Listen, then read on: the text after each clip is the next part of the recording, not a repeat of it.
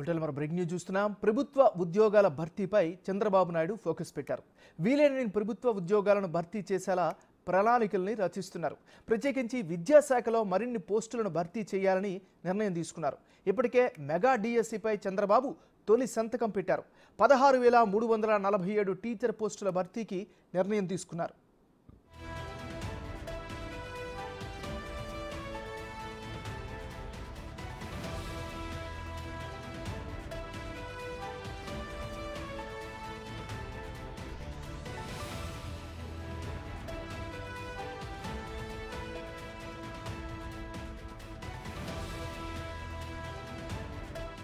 బులెటిన్లో మనం breaking news చూస్తున్నాం. ప్రభుత్వ ఉద్యోగాల భర్తీపై చంద్రబాబు నాయుడు ఫోకస్ పెట్టారు.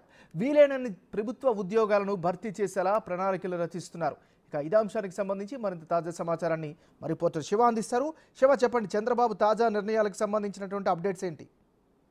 మొత్తం మీద చూసుకుంటే కనుక ఇప్పటికే డిఎస్సి మెగా డిఎస్సికి సంబంధించి దాదాపుగా 16,347 పోస్టులకు భర్తీకి మొదటి సంతకం చేసిన సీఎం చంద్రబాబు మరికొన్ని పోస్టులకు సంబంధించి కూడా కీలకమైన నిర్ణయం తీసుకునే అవకాశం కనిపిస్తోంది. ప్రధానంగా విద్యా, వైద్యం ఈ రెండు చాలా కీలకమైన అంశాలుగా కూడా భావించారు. ప్రజలకు సంబంధించిన అత్యంత కీలకమైన అంశాల్లో ఈ రెండు చాలా కీలకమని చెప్పి చంద్రబాబు భావిస్తున్నారు. దీనిలో భాగంగానే విద్యాశాఖకు సంబంధించి ఎక్కడైతే ఖాళీలు ఉన్నాయో, గతంలో పార్లమెంట్కి ఇచ్చిన నివేదిక ప్రకారం దాదాపుగా 30,000 అంటే 29,000 చిల్లర పోస్టులు ఖాళీలు ఉన్నాయని చెప్పి అప్పుడు ప్రభుత్వం పార్లమెంట్ సాక్షిగా చెప్పడం జరిగింది. ఈ నేపథ్యంలోనే ఇప్పటికే 16,000 పోస్టులు భర్తీ చేస్తే మిగిలిన 13,000 పోస్టులకు సంబంధించి ఎక్కడెక్కడ తక్షణ అవసరాలు ఉన్నాయో వాటికి సంబంధించి కూడా వాటిని భర్తీ చేయాలని చెప్పి కూడా చంద్రబాబు ఆలోచన చేస్తున్నట్టు తెలుస్తోంది. దాంతో పాటుగా వైద్య శాఖలో ఉన్న చాలా ఖాళీల భర్తీలకు సంబంధించి కూడా నిర్ణయం తీసుకోవాలని చెప్పి చంద్రబాబు ఆలోచన చేస్తున్నారు. ఇప్పటికే వైద్య శాఖ అధికారులకి ఎక్కడెక్కడ ఖాళీలు ఉన్నాయో తక్షణం అవసరం వాటి వివరాలు ఇవ్వాలని చెప్పి కూడా ఆదేశాలు జారీ చేసినట్టు తెలుస్తోంది. ఇవాళ రేపట్టన వాటికి సంబంధించి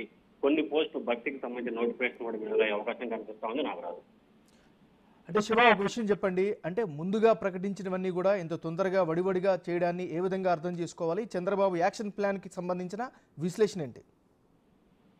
అంటే ప్రధానంగా చూస్తుంటే నాగరాజు, వాస్తవంగా ఆంధ్రప్రదేశ్ కు సంబంధించి విద్య, వైద్య ఈ రెండు చాలా కీలకంగా భావిస్తా ఉన్నారు.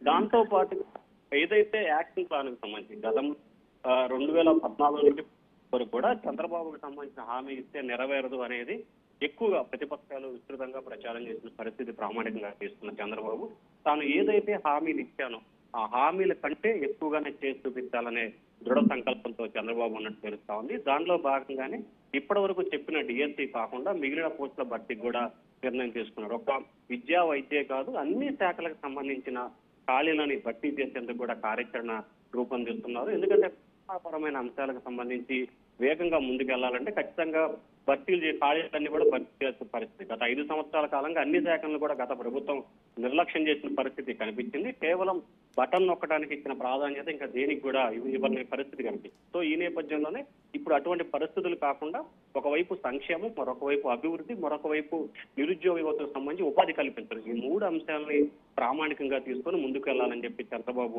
ఆలోచన చేస్తా ఉన్నారు. ఆంధ్రప్రదేశ్ సంబంధించి గతంలో 94లో చంద్రబాబు సీఎం అయిన దగ్గర నుంచి కూడా చాలా సార్లు చంద్రబాబు నేతృత్వంలోనే డిఎస్సి పోస్టులు భర్తీ జరిగిన పరిస్థితి కూడా ప్రధానంగా చెప్పుకోవచ్చు. వాటికి అనుగుణంగానే ఇంకా రానున్న రోజుల్లో చరిత్రలో నిలిచిపోయే విధంగా ఉద్యోగులకు ఉద్యోగ అవకాశాలు కల్పించాలనే చంద్రబాబు ధ్యేయంగా కనిపిస్తోంది. Nagaraju, right, thank you Shiva.